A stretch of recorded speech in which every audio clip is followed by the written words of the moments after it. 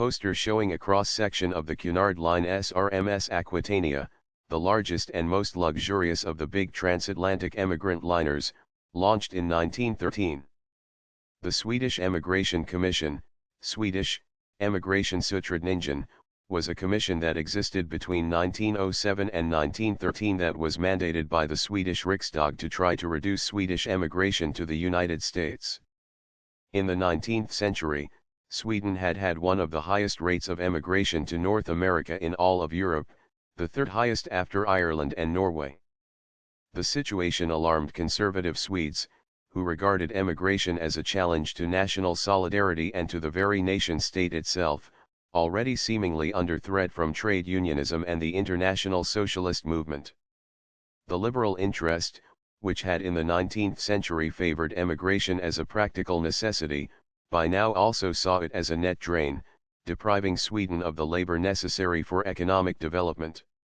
Both camps shared a perception, disturbing in a Europe where the forces of war were gathering, that young, male Swedes were fleeing to America to escape military service.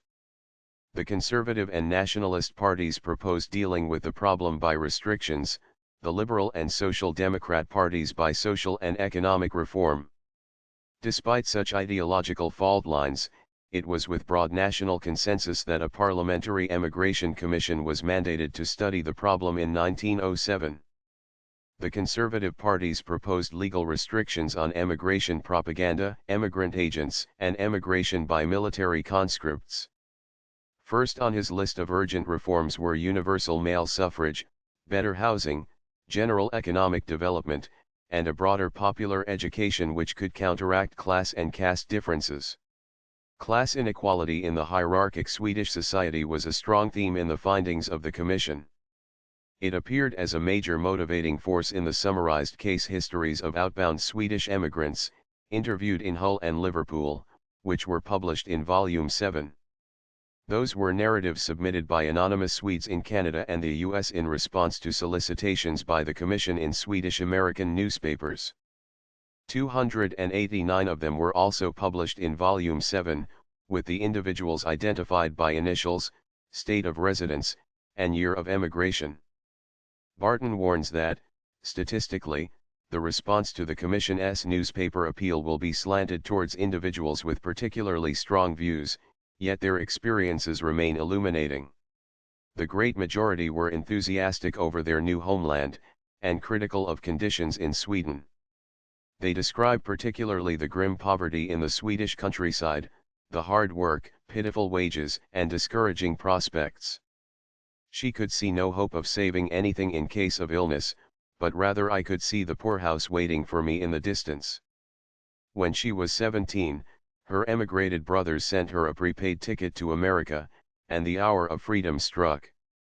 The emigrants also strongly emphasized non-material considerations, such as the exclusion of the poor from the political process, through the restrictive Swedish franchise before 1907. A man who de-emigrated in 1868 described the disparaging comments he had heard in his youth from the aristocrat in charge of the parish poor relief, which gave rise to great bitterness, and a large number, among them myself, emigrated to America, which I have never regretted. A year after the Commission published its last volume, World War I broke out and reduced emigration to a mere trickle. There was a brief upswing after the war, but from the mid-1920s, there was no longer any Swedish mass emigration. Did the ambitious Emigration Commission have any part in solving the problem? Franklin D. Scott argued in an influential essay in 1965 that it had very little, and that the American Immigration Act of 1924 was the effective cause. Barton, by contrast, points to the rapid implementation of essentially all the Commission's recommendations, from industrialization to an array of social reforms, and maintains that its findings must have had a powerful cumulative effect upon Sweden's leadership and broader public opinion.